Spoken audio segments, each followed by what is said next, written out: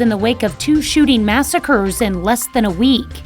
The city of Joplin celebrates its 148th birthday with a look back at the Connor Hotel. And SpaceX launches its 9th rocket this year. We take you to the liftoff. The 4 states' most watched news starts now. President Biden calls on Congress to pass new gun control legislation, including a ban on assault weapons in the wake of the most recent mass shootings. This is KOAM News at Noon. I'm Tanya Bach. Topping our first 7 minutes, renewed calls for tougher gun laws in America. But getting any new legislation through an evenly divided Senate is unlikely. On Tuesday, President Biden urged Congress to pass a new ban on assault weapons and to immediately take up measures already passed in the House. One would close the Charleston loophole, which allows the sale of a firearm to proceed if a background check is not completed within 3 days. The other would require background checks on nearly all gun purchases, including those involving private sellers. Under current Senate rules, gun laws would need at least 60 votes to pass, which means winning Republican support, and not every Senate Democrat is on board with the House-passed bills. West Virginia's Joe Manchin says he opposes requiring private sellers to perform background checks before selling their guns. Well, the sun has been fighting to bust through the clouds today, but Mother Nature isn't ready to put the gray behind us. Michael Hayslip joins us with the first look at the forecast. And here's been the problem, Tanya. It hasn't been a problem because we've stayed dry, but the light cloud cover that we have this morning being replaced with much more opaque clouds that have moved in from the southwest right there. That's why it has been very hit or miss today. Now, as far as the rain that we looked at down to the south, we're actually going to pay more attention to what's going to formulate over the Red River. And here as we stand at the noon hour, we haven't had much action so far, as the upper plains has kind of been the thunderstorm activity up to the Great Lakes, way to the far north of us, with a low pressure system on the other side of Kansas City forcing it that way. Up into the low 50s right now. It'd be nice if that sun could bust out just a little bit and get us up into the high 50s, low 60s, and I think it will later on this afternoon. But the wind coming in from the northwest still putting a little chill in the air, and what we'll have as we work through tonight is a complete shift. You'll notice these arrows now coming in from the north by the time we get to about 7 o'clock tonight. And as the thunderstorms work through, we are going to have cooler temperatures on Thursday. Now, you see where that wind picks up right there? Well, it's going to have some wind accompanying it, or some rain accompanying it as well.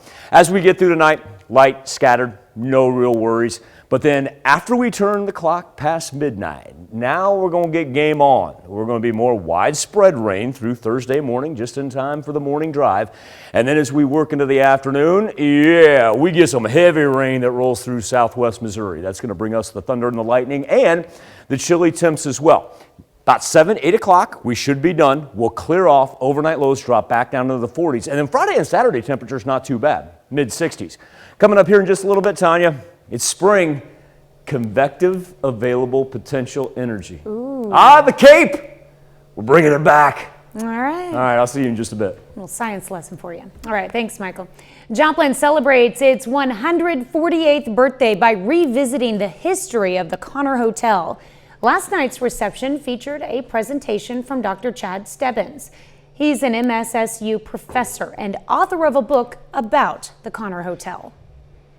Memories all came rushing through when I read this book, and there were quite a few of them. I was a part of Joplin's centennial in 1973, and we had one of our we had 2 events there at the Connor Hotel. One was a beard growing contest, and that got rather raucous. KOAM's Chris Warner sat down with Dr. Stebbins and a local historian about the work that went into creating the book and the Connor Hotel's history.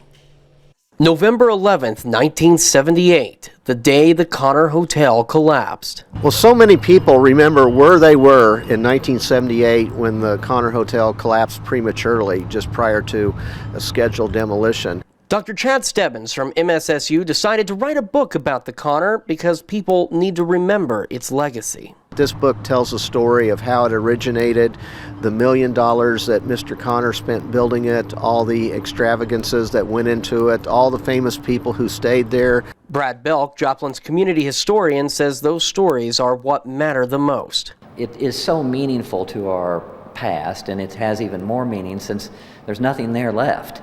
And so how do we tell those stories but through rich stories, and Chad captured that very well. But he didn't capture it overnight. A few years ago, I started wondering, well, is there enough material to write a book about the Connor? And I started doing my research, and it turns out there was far more than enough. It took 4 years of grueling research to track down all the stories the Connor had to share. The Connor Hotel was so important in people's lives in the sense of either they were eating, dining, dancing, seeing loved ones there.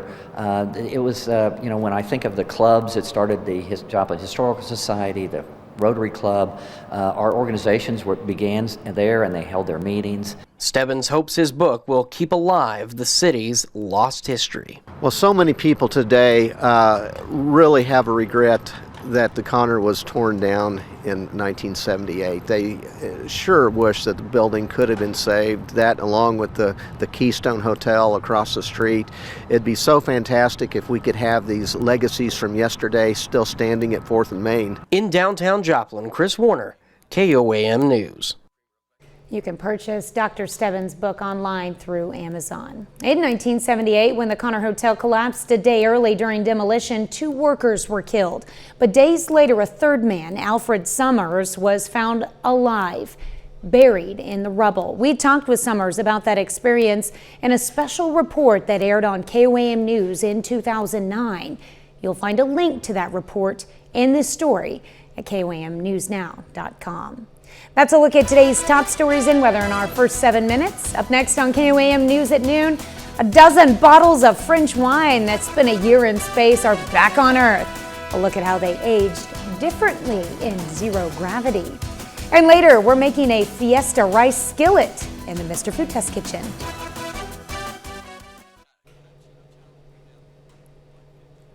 SpaceX launches its 9th Falcon 9 rocket so far this year, boosting 60 more Starlink internet relay satellites into orbit and pushing the total launch to date to nearly 1,400. The Falcon 9 thundered to life at 3:28 a.m. Central Standard Time, shot away from pad number 40 at the Cape Canaveral Space Force Station. SpaceX is in the process of building a constellation of thousands of satellites designed to provide seamless, high-speed internet to commercial customers anywhere in the world.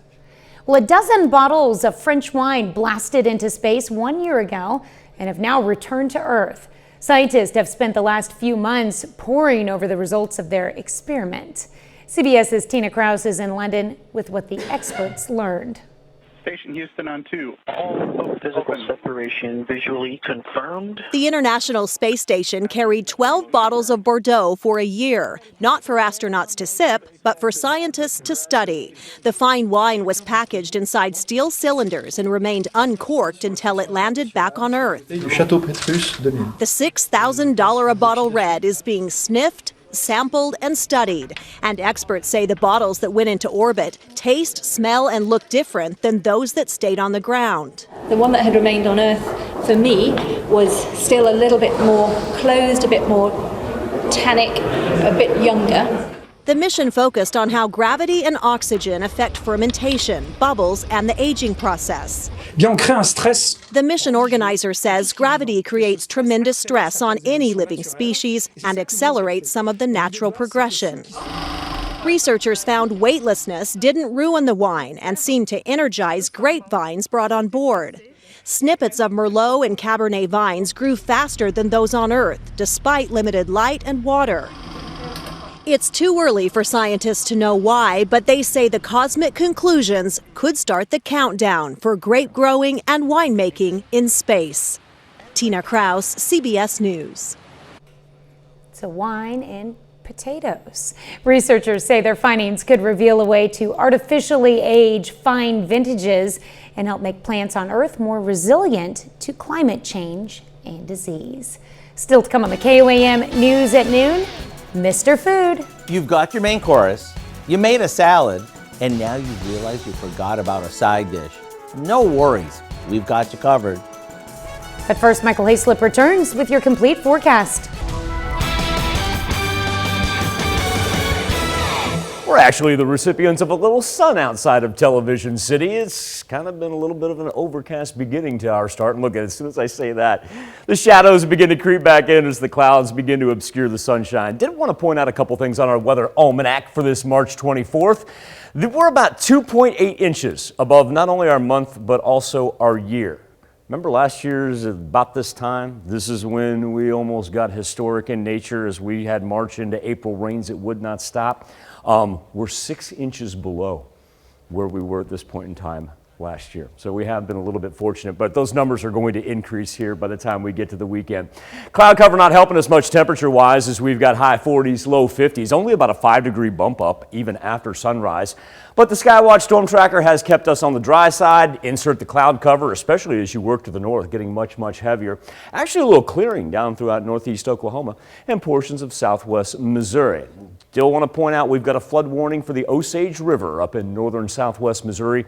The key factor of this, earlier this morning, that was extended another 24 hours. It was set to expire Friday morning, now been pushed all the way to Saturday morning in anticipation of some heavy thunderstorm activity that we'll be receiving throughout tomorrow afternoon and evening.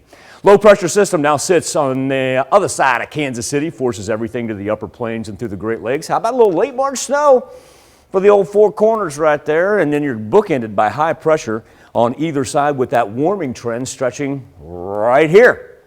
So no surprise that the severe thunderstorm risk map indicates that elevated area for portions of DFW up to just about the Red River, because that's where we've got the warmth and you've got the collision course of the two cold fronts on either side of it. The old CAPE, convective available potential energy. In other words, what does Mother Nature have up there in that atmosphere that can flip over and become something severe? Well, we're lucking out so far as everything stays down in South Texas, just a little pocket right here. Of course, as we progress through spring, we're going to see these colors about this time of the afternoon drastically change. We're still early enough. And the nice thing is it doesn't pose any threat to us because you got what's called the cap. So we throw the cap on there, and that lets a whole lot of that available potential energy stay down to the south, not able to intrude upon us. And we like that as we anticipate our rains coming later tonight. Now, we're going to have the wind shift a little west to north, but more importantly, it's what happens after we turn the clock past midnight. We're going to pick up some light scattered rain later tonight, but once we work into Thursday, then it's kind of game on. Not only geographically more spread out, but look at the heavy rain that comes up I-44 right there. We talked about the expansion of the flood warning and the expiration time. Well, that's because that rain continues. Raleigh about 2 to 8 p.m. going to be our best shot for the heaviest rain until it pushes out. Now, when we talk about our 7-day forecast, another thing about Thursday, Tanya, it's going to be a tad bit chilly. Highs only in the mid-50s, but then Friday and Saturday, get past this, make sure that you know those roads are going to flood. And then we got high 60s for Friday and Saturday. All right, something to look forward to at least. Yeah, not too bad at all. All right, thanks, Michael. We take this time to honor today's four-state hero, Sergeant Ian Witchley in the U.S. Army. The soldier served in Iraq from 2009 to 2011. As a gunfighter, Witchley earned a Medal of Recognition for entering a burning building and saving live ammunition from explosion. To Sergeant Ian Witchley, we thank you, our four-state hero. If you're looking for a simple side dish that will stand apart, we've got you covered. Howard shows us how to make a 20-minute easy Fiesta rice skillet in the Mr. Food Test Kitchen. Okay, you've got your main course, you made a salad, and you've just realized you forgot your side dish. No worries, because we've got an easy skillet go-along that's on the table in about 20 minutes. Not only is it quick, it's so good, it might win an award for the best supporting side dish. In a skillet, we begin by sauteing some chopped onion in a bit of oil until it's tender. To that, we add some uncooked white rice and saute it until it's golden. We add some chicken broth and let that simmer for about 15 minutes or until it's tender.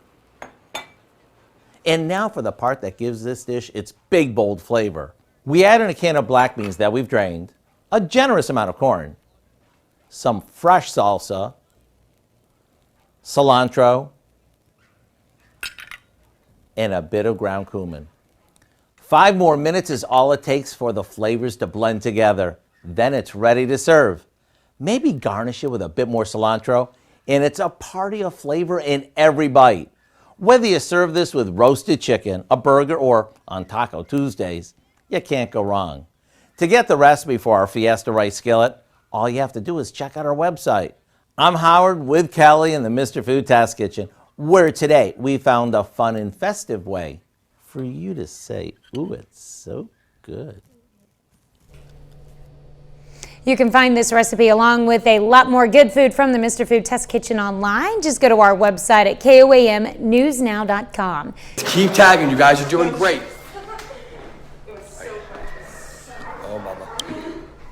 Well, national charity supporting local animal shelters makes a stop in La Harpe, Kansas today. That man you see here, Chris Rotonda, founded Jordan's Way after losing his dog, Jordan, who was rescued from a shelter. Chris made a promise to honor her life by helping as many shelters in need as possible. In January, his organization highlighted the Carthage Humane Society and raised $4,200 for them. You can find a link to today's Facebook Live event on the Allen County Animal Rescue's Facebook page and in this story that we have posted on our website. Just click on the news link. The fundraising event goes until 2 p.m. today. That's awesome right there. And thank you in advance for everybody that contributes to Jordan's Way. I know the great work that they do. A couple housekeeping items here from the Skywatch Weather Center to clean up before we leave you on the KOAM News at Noon. One of those is going to be increasing cloud cover for the later afternoon and evening hours. We're going to throw up some 60s. It's not going to be widespread, but we'll see a 60 every now and then. But remember, that wind is going to shift from west to north. And when it does, well, it's kind of interesting because the cooler temperatures from the north wind, but the rain comes from the south. All eyes are going to be down here through Oklahoma as it's on us after the turn of midnight in earnest throughout Thursday morning. Heaviest rain, we're really looking at about 2 p.m. to say 8 p.m. And that's going to be good thunderstorm activity that will finally push off to the east, but really not until the evening hours. Now, here's a positive aspect of it all. The severe thunderstorm risk map just keeps us in the minimal level, but these flood warnings that we had throughout southwest Missouri liable to either be extended or reemerge from what we had last week. Cool on Thursday, but then right back into the high 60s for Friday and Saturday. Now, over to Dow Quick with a look at what's coming up tonight at 5. Yeah, at 5, the jump in virtual meetings during the pandemic has more people trying to improve their looks on camera. That includes many men who are turning to makeup for help, like they're on TV or something. Sometimes that doesn't even work. We're going to look into a jump in both men's makeup sales and Google searches for men's makeup looks. Plus, we're going to tell you how the local housing market is keeping up as the demand for new homes is outpacing the supply. And many area nonprofit organizations take part in Give Ozarks Day, an online crowdfunding event to support local agencies. Hope you join us for those stories. A whole lot more, of course. It's all coming up today on KOAM News at 5. All right, a lot going on tonight at 5. Thank you, Dow. Thanks for joining us for KOAM News at Noon. We'll see you right back here at 5 o'clock.